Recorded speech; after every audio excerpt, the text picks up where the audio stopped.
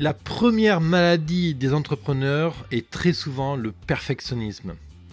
Le perfectionnisme, c'est toujours vouloir faire parfait, toujours vouloir faire le mieux possible et par exemple ne pas publier sa page web tant qu'elle n'est pas parfaite, ne pas publier son livre parce qu'il n'est pas parfait, ne pas parler de son projet parce que c'est pas encore assez finalisé. Ne jamais se sentir assez prêt pour vendre un produit, pour prospecter, pour passer un coup de fil. Finalement, toujours reporter un rendez-vous parce qu'on ne se sent pas assez prêt dans la construction de son offre. Bref, il y a toujours un truc qui fait qu'on ne se sent jamais prêt. Il y a toujours quelque chose qui dit que c'est pas le bon moment. La réalité, c'est que c'est jamais le bon moment. La réalité aussi, c'est que comme c'est jamais le bon moment, comme c'est jamais fait, comme c'est jamais assez perfectionné justement, comme c'est jamais assez beau selon comme on le désirerait, eh bien on en parle moins, on en fait moins la promo, on exploite moins nos ressources, on dépense énormément d'énergie pour travailler des détails qui finalement impactent peu sur le business. Et c'est un vrai problème parce que eh bien, on y consomme énormément d'énergie, d'argent, de temps, etc.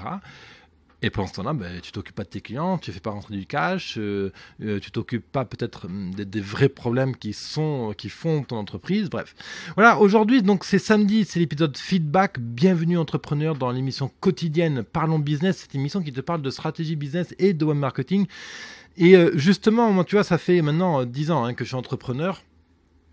J'avais des commerces avant, je vis entre l'Inde et la France, j'ai lancé plusieurs business en Inde qui ont tous échoué, donc du coup j'ai quand même pas mal travaillé la fameuse loi de Pareto, loi de Pareto qui dit que la loi de 80-20 en fait, qui dit que 80% de tes efforts ne te donnent que 20% de tes résultats. Et que bien sûr, 20% de ton temps de travail, de ce que tu fais dans la semaine par exemple, t'amène 80% de tes résultats que tu as dans la semaine. Et c'est une loi qui est facile à entendre en fait, que beaucoup de personnes connaissent. La réalité, c'est qu'en l'appliquant, on s'aperçoit à quel point c'est vrai. Encore cette semaine, je faisais des exercices de réflexion avec différents clients, où justement, un client va me voir, voilà, moi je veux faire tant de chiffre d'affaires, et donc je prends tout simplement, je fais une règle de 3 sur son chiffre d'affaires actuel, je lui dis, voilà, dans l'année, donc on estime à tant de milliers d'euros ton chiffre d'affaires, donc tu vois, là il y a un problème au niveau de ta capacité de ce que tu peux faire dans le temps, dans chaque semaine, et par rapport au chiffre d'affaires que tu rentres en ce moment, par rapport au temps que tu consommes pour exécuter ces services-là. En fait, l'idéal, la meilleure clé pour affronter le perfectionnisme, c'est facile à dire, c'est en réalité, c'est accepter l'imparfait. Bon, comme je dis souvent, il vaut mieux fait imparfait que jamais fait parfait. Sauf qu'en pratique, c'est difficile. Il y a aussi autre chose qui est difficile, c'est l'aspect déléguer son travail, transférer son travail, donner une partie de son travail à une partie tiers ou à des employés pour aller plus vite. Toi, tu es gérant, tu sais, le chef d'entreprise. Un chef d'entreprise, en réalité, il a 3 jobs. Il a le métier de stratégie, de décider, de voir la vision, de la créer, de la matérialiser en étapes, etc. Il y a l'aspect du travail du manager, c'est-à-dire que tu organises, tu répartis les tâches, tu planifies le temps, etc. Tu envoies à quel moment, quand est-ce que je fais telle livraison, etc. Et il y a le métier de l'exécutant, c'est-à-dire que celui qui exécute. Là, il faut préparer les bocaux de confiture, il prend les bocaux, il les remplit, il les ferme, il les étiquette, machin. Donc le truc du chef d'entreprise, c'est qu'il fait les 3. Quand ton activité commence à grossir, le problème qui se pose rapidement, c'est qu'il faut optimiser le temps, sinon tu ne peux pas tout faire. Alors il y a 2 manières d'optimiser le temps.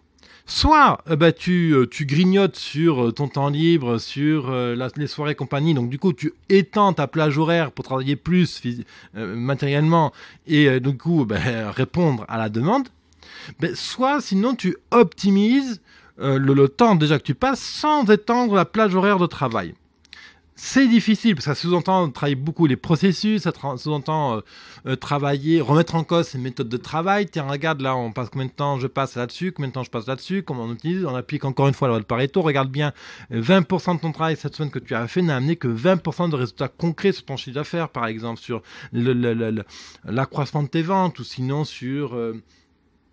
C'est-à-dire, regarde, moi je développe des sites et 80% de mon temps, quand je développe un site pour un client, bah c'est que 20% du site web en général. Donc le but c'est de travailler sur ce ratio-là, de voir tout ce qu'on peut compresser. Typiquement, j'ai des modèles d'email. J'envoie des modèles d'email que je modifie à chaque fois après au client, mais la structure d'email, comme ça c'est le même. J'ai à peu près je n'ai pas compté, peut-être 40 modèles d'email au total. Voilà, et comme ça... Ben, j'ai connu du temps. Et c'est comme ça que je passe par exemple, je crois que j'étais avant à 8 heures à peu près de lecture d'email, de gestion d'email par semaine. Je suis passé à 4 heures, 4h30. Bon, pour ça, il y a un outil qui s'appelle Rescue Time. Mais revenons-en au perfectionnisme. Perfectionnisme, c'est une maladie dans le sens où c'est vraiment ce qui t'empêche de te concentrer sur l'essentiel. Le perfectionnisme, en réalité, c'est des peurs. Et c'est souvent un problème d'estime, un problème de confiance en soi. Pourquoi ? Parce que quand on veut se perfectionner, et en plus c'est ça qui est terrible, c'est que le perfectionnisme c'est un excellent moteur pour aller plus loin et toujours se perfectionner. Le perfectionnisme c'est des peurs qui te disent « Ah punaise, c'est pas beau, les gens vont penser quelque chose de mal de moi ». Que vont dire les gens s'ils voient ça ? Punaise, c'est même pas pro, quoi. Donc c'est vraiment en rapport avec l'estime qu'on a de son travail, en fait. C'est vraiment en rapport avec la confiance que l'on a soi-même vis-à-vis de son projet. C'est lié aussi à des peurs de type les gens vont penser que je ne suis pas capable de faire ça, par exemple. Bref, cet ensemble de fausses croyances fait que tu veux toujours aller plus loin, faire de la plus belle affiche possible, faire le plus beau truc. Le gros problème, c'est que tu consacres énormément de temps à construire cette affiche, etc. Et c'est pas productif, en fait. Parce que grosso modo, il va te falloir 20% pour construire une affiche, un site web, un document, un e-book, préparer une commande client. Et 80% du temps en RAB, c'est que du perfectionnisme.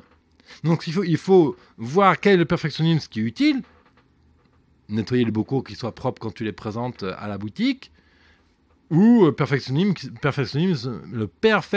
j'y arrivais, qui ne sert à rien, qu'est-ce que je peux citer comme exemple ? Toujours recaler les stylos au bon endroit, la bouteille au bon endroit, les trucs bien rangés, machin. Voilà, ça ne sert à rien, ça. Ça, c'est juste psychologique, tout ça. Rappelle-toi que le perfectionnisme, c'est une histoire de peur, de confiance en soi, d'estime de soi. Le problème du perfectionnisme, c'est un problème de frustration. Tu es frustré de ne pas atteindre le résultat que tu veux. Tu as des modèles, tu as des idoles en termes d'entrepreneuriat et tu n'arrives pas à les atteindre. Alors tu bosses. Le bon côté, quand on a une idole et qu'on cherche à la copier, qu'on n'y arrive pas, qu'on veut maîtriser le logiciel compagnie, c'est une bonne chose. C'est ce qui va te faire grimper et monter des démarches. Typiquement, moi, c'est un de mes moteurs, le perfectionnisme. J'ai des modèles au niveau du mode de marketing que je vais appliquer aux compagnies, j'y suis pas encore et je copie littéralement des gros du marketing par exemple américain, pas parce qu'ils sont américains mais parce qu'ils me semblent avoir réussi sur un certain modèle, donc du coup ok on va prendre tout ce qu'ils ont de bon à apprendre et on applique quoi. Donc rappelle-toi du lien perfectionnisme, perfectionnisme, oui c'est ça, frustration, confiance de soi, estime. Ça, c'est vraiment le rapport la conclusion à laquelle je suis venu personnellement. Et après, bien sûr, à force de voir des entrepreneurs tous les jours, de parler tous les jours avec des entrepreneurs sur Internet aussi, à travers mon blog, business100.fr, etc., il y a des schémas répétitifs qui reviennent. Typiquement, c'est fréquent que je vois un client perdre énormément de temps à vouloir améliorer son design alors qu'il n'est pas compétent pour. Tu n'es pas compétent pour le site, mais si tu as un budget limité, donne 200, 500, 1000, 2000, 3000 euros en fonction de tes moyens et du projet à un infographiste pour qu'il te fasse ce truc propre. Et c'est comme ça qu'on gagne du temps. Parce que non seulement tu vas te libérer de la cervelle et de la disponibilité mentale pour faire les vraies tâches sur lesquelles toi tu vas apporter de la valeur, là où tu vas être bon, Le design, lui, il est bon pour le design, donc forcément, il va te faire un truc propre, bien cool. Et s'il est excellent, il va faire un design excellent. Et donc, quand tu auras, toi, bien travaillé sur ton produit, etc., ou sur ce que tu as besoin de travailler, et à côté, tu auras un type qui aura fait un beau design, là, tu vas avoir un vrai ensemble, pour le coup, qui va être parfait. Donc, ce que je dis, moi, aujourd'hui, je vais chercher des compétences extérieures, je cherche toujours des gens beaucoup plus compétents que moi. Ça, c'est une des règles d'or quand on va chercher des compétences à l'extérieur. Une autre manière aussi de casser le perfectionnisme et d'accepter de faire et que ce soit pas parfait, c'est de se dire, ben voilà, aujourd'hui, j'ai envie de réaliser cet objectif-là. Alors l'idée, c'est que tu as une routine, admettons, le matin, quand tu prends ton petit-déj, tu listes les 3, 4, maximum 7 éléments que tu dois faire aujourd'hui pour être fier ce soir quand tu iras te coucher. L'idée, c'est de toujours lister des éléments les plus spécifiques possibles, rédigés au présent, des phrases simples, précises. Par exemple, finir la landing page pour tel produit. Et non pas finir la landing page. Même si consciemment tu sais pour quelle page, voilà. Mais toujours, c'est vrai que c'est un peu scolaire, ça surprend beaucoup cet exercice au début, mais je le fais faire de manière systématique à tous les gens que je croise. Et l'idée, c'est de casser en fait la frustration que c'est pas encore fait. Si j'arrive à casser la frustration que c'est pas encore fait, j'ai moins de problèmes de perfectionnisme, j'ai moins de ressassement dans le cerveau, etc. Et je focus mon cerveau, je concentre mon cerveau sur ce qui a été fait, sur ce que j'arrive à faire, sur les points que j'ai validés. Et comme je vois concrètement que ce matin, j'ai défini ces 4 points à faire ce soir, et que j'ai fait ces 4 points ce soir, donc je suis fier de moi, j'ai de la gratitude pour le travail que j'ai pu faire, j'ai de la gratitude pour les gens qui m'ont aidé à le faire. Je ne suis pas tout à fait satisfait du résultat, mais c'est fait. Et grâce à ce système de dire oui, je fais une to-do list, comme ça ce soir je suis cool avec moi-même, je suis douce et j'accepte de ne pas avoir fait parfait, mais c'est fait. Voilà. Et c'est comme ça typiquement, tu vois, que je procrastinais depuis 1 an, quasiment, pour faire mon espace de membre privé. Et ça, c'est typiquement à cause d'un problème de perfectionnisme. J'avais en tête le modèle de Coup-d'État.co, donc de The Family, qui ont un design, un univers fantastique, machin, bon, et puis d'autres espaces membres qui tournaient super bien. Je me dis, putain, mais j'aimerais être à la hauteur, j'aimerais le faire, ceci, cela. Ce qui fait que j'avais acheté les licences, j'avais tout ce qu'il fallait. Et il m'a fallu 1 an pour avoir le déclic mental, mais oui, mais on s'en fout que ce soit pas parfait. Fais-le. Et si tu vas sur biz200.fr, /BT, donc l'espace de membres privé en ligne qui est gratuit, hein, tu peux y aller voir, il y a des boîtes à outils dessus, c'est loin d'être parfait, il y a encore plein d'incohérences au niveau du design, aussi de la structure de lecture, etc. Mais ça va venir. C'est comme sur le blog, il y a pas mal d'erreurs de design compagnie, de fautes d'orthographe, il y a des choses qui sont pas optimisées au niveau de la conversion compagnie, mais c'est pas grave, c'est fait. Et tu vois, malgré le fait que mon site soit très loin d'être parfait, il y a pas mal de trucs, de petits trucs qui font que ça fait bizarre. C'est pas des fois très très cohérent et tout. Mais c'est pas grave. Ce blog me fait vivre. Il me ramène largement de quoi voyager en Inde, en Asie, d'être ici en France, de louer des bureaux, de payer des salariés, etc. Donc c'est ça qu'il te faut retenir. Vaut mieux un travail fait imparfait que jamais fait parfait. Et encore une fois, pour essayer de passer le cap du perfectionnisme, essaye de comprendre, par exemple, de mettre en place cette routine matinale de choses à faire et de travailler la gratitude à ton propos. Et de la gratitude pour le travail que tu fais et de la reconnaissance pour tout le travail que tu arrives à faire et qui est fait. Voilà, c'est ça que je voulais dire. Et ce qui prime vraiment, c'est la stabilité, c'est la régularité dans laquelle tu exécutes tes tâches. Parce que si tu fais du parfait, encore une fois, souvent ça crée des gros blocages et tu fais pas le reste en attendant. Tu n'es pas une start-up qui doit toujours avoir un design absolument ultra soigné, justement.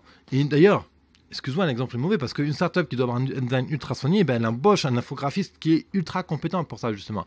L'exemple, je vais plutôt prendre un exemple d'une grosse boîte, type La Redoute, qui fait un catalogue. Alors, eux, oui, ils vont avoir des exigences de perfection au niveau de la présentation de leur catalogue, parce que c'est une grosse boîte et ils se doivent d'être parfaits. Coca-Cola se doit d'être parfait lorsqu'ils font une pub. Mais heureusement, je ne suis pas Coca-Cola, je ne suis pas Nivea, je ne suis pas La Redoute, donc je peux me permettre d'être imparfait. Et je vais même aller plus loin, là je change de sujet, l'imperfection vend.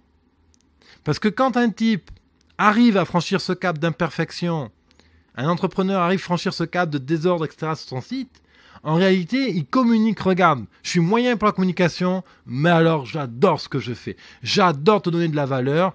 Tant pis si le design n'est pas trop bon, je te donne mon cœur, je te donne accès à mon cœur. Regarde, je t'expose mes défauts, mes lacunes, mes galères pour faire un beau site internet.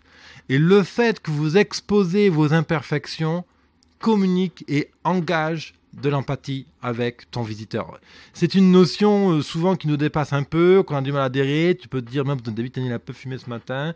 Mais non, je te rassure tout de suite, il n'y a pas de moquette à fumer dans le bureau. Et voilà, l'imperfection, ça peut être aussi un argument de vente, ne l'oublie pas. Voilà, très cher entrepreneur, écoute, j'ai besoin de toi, comme d'habitude. Si tu as aimé cette vidéo, je t'invite à t'abonner, bien sûr, à t'abonner à ma chaîne YouTube, à mettre un pouce en l'air en dessous. Et si tu veux bien, j'ai 3 questions à te poser sur un sondage. Tu vas sur biz200.fr/sondage, l'adresse affiche ici, ou tu cliques sur le i comme info en haut là. Et ces 3 questions, tu en as pour 1 minute, c'est très très rapide à répondre. Ça m'aide simplement à mieux comprendre ce qui te pose problème, ce que tu as besoin dans la vie pour réussir ton entreprise. Et bien sûr, j'en parlerai, j'y réponds directement dans les futurs épisodes. Et justement, on va la semaine prochaine parler de web marketing, de tactiques de vente sur Internet. On va parler de psychologie, on va parler de vente, de couleurs, de landing page, on va parler de tout ça. Voilà, donc de web marketing et de techniques de vente en ligne. Très bon week-end entrepreneur, pense à te reposer, c'est très important pour faire le plein d'idées. Moi, tu vois, je suis à Aix-en-Provence, j'ai la chance d'avoir plein de choses ici à faire. Alors si tu as la mer ou des balades à faire, va te balader, va voir l'horizon, les montagnes, respire un bon air, sors de la ville si c'est possible, c'est cool, ça fait du bien au cerveau. Allez, bon week-end, bye bye.